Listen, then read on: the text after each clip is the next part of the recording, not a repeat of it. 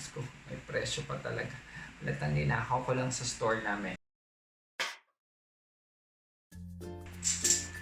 Hello mga kapamilya! Pilingerang Ann Curtis here and welcome to my first ever vlog! Alright, alam ko, nagtataka kayo kung bakit Pilingerang Ann Curtis ang pangalan ko. Well, I know na wala kaming similarities ni Ann, wala ni isang feature na naman ako sa kanya. Naman na magkaparehas kami. Pero, when I first saw her, way back 2014, nung sumali ako ng I Am Pugay, ayun, na in love ako sa kanyang ganda, sa kanyang kindness, sa kanyang humility. Kaya, yun, Ann Curtis na lang ako. So by the way, ang ating content for today, ang ating first ever content ay may kinalaman sa pagtitake advantage nyo sa mga bagay-bagay. Actually, hindi ito yung first bala kong content. Actually, gusto ko kayong turuan kung paano maglagay ng foundation, but I don't think it's relevant today and timely kasi nga hindi naman tayo lumalabas. So I thought of something more relevant na natitake advantage nyo siyang gawin. Ewan ko ba kung bakit. At saka meron din akong mga na-obserbahan ng mga makeup artists na madumi yung kanilang brush and makeup tools. Tsaka may mga friends talaga ako na-try ko nag-bag raid or tinignan ko yung kanilang makeup kits. Hindi malinis ang kanilang brushes, which is very sad. Kasi dapat nililinis nyo siya kasi nilalagay nyo siya sa mukha ninyo, and at the same time, pwede kayong makakuha ng germs, bacteria, or virus. Okay? So, that's what we will be talking about. I'm gonna teach you on how to clean your makeup tools and brushes. So we have two ways, just like washing our hands. Meron tayong dalawang klase. First one is with soap, running water and soap. So as simple as like washing our hands lang talaga. The second one is using spray, cleaner spray. Okay? So, syempre, pag-usapan muna natin yung first one, ang paglinis with running water and soap.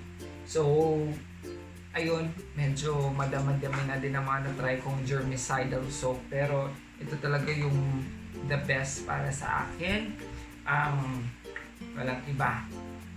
Safeguard. Yan. Diyos ko, may presyo pa talaga.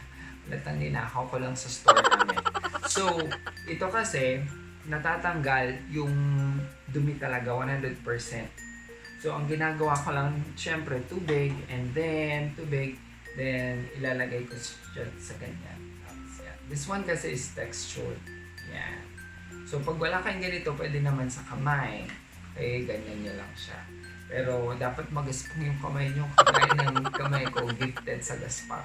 So, the more magaspang, the more nalilinis kasi yung hair, syempre, naghihiwa-hiwalay. Alright? So, the second one, ang pag-usapan natin is, of course, spray. So, meron akong tatlong spray dito. The first one is from HD Makeup Studio sa Ortigas. Quick Drying Professional Brush Cleaner Sanitizer. Nakadalawang ganito ako. This is very good. Okay? It's just that wala akong time pumunta ng Ortigas, so nag-online buy ako. Or, gagawin ako sa Manila kasi medyo hindi siya ganon ka lapit doon sa bahay namin. Or doon sa tinitirahan ko. Doon saan ako nakikituloy. Wala kaming bahay sa Manila. Anyway, ito din, this one, I got this online. It's Swoosh. Ito naman, ang kinagandahan nito is mabango siya. Pero ang mas lamang yung isa when it comes sa linis. Mas mabilis makalinis. Ito, it takes more effort para matanggal yung mga residues, mga dumi. And this one naman, thank you so much sa aking friend pala, kaklase ko sa HD Makeup, si Maika, ang nag-share sa akin nito, ang 99.9 isopropyl alcohol. Isopropyl alcohol. Yan, umayos tayo sa pronunciation, makaiwas tayo. Anyway, this one, I think this a wise buy kaysa sa dalawa. Kasi tingnan nyo, 1 litro na at saka 1,000 siya. Kumpara dito, 350 to 400 siya, 250 ml lang. So, dalawang ganito, isa lang ganito. Diba? Ano ba yung mali? Is estimated. Yan yung ganon. So, meron din dalawang pwedeng pag ano bang tawag sa ganyan? Pagpunasan. Punasan ng kung saan nyo gustong ilinisin yung brush ninyo. Pwedeng towel rather. Pwede ding ito, tissue. Ang advantage ng tissue, of course, is pwede mo nang itapon after mong gamitin. Ang advantage naman nitong towel is mas malinis. So, mas ginagamit ko talaga ang towel kaysa sa tissue. But it's up to you. Kaya it's up for you to decide.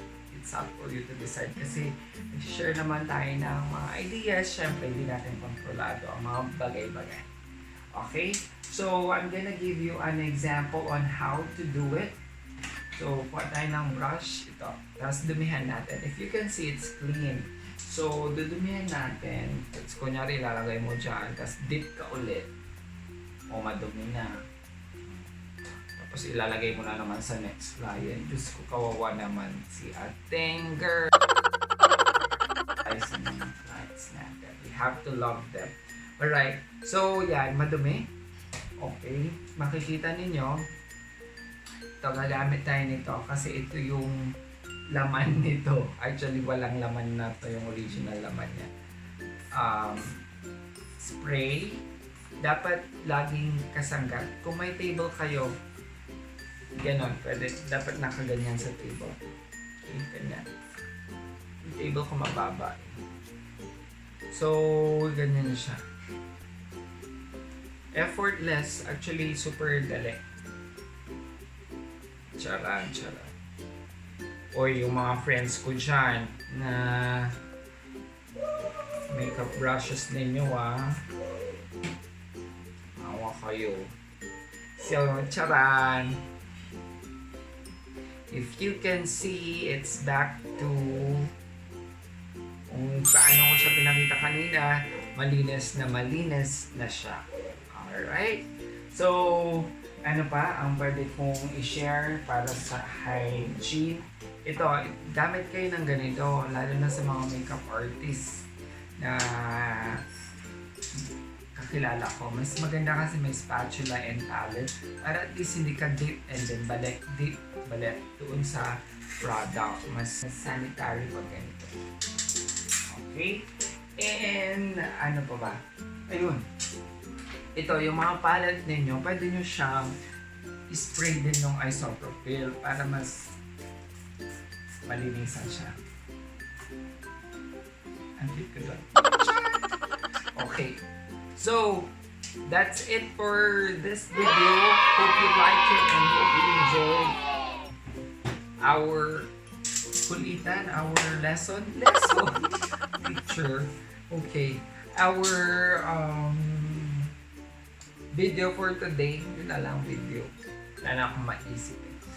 And please subscribe, give a thumbs up pag nagustuhan niyo ang video. And of course, syempre, hit the ring button para at least ma-notify kayo sa ating next video. And comment down below yung mga gusto ninyo nating pag-usapan na of course, relevant and something close to my heart, which is, of course, makeup. Alright, that's it for today. Thank you so much for watching. Mwah, mwah.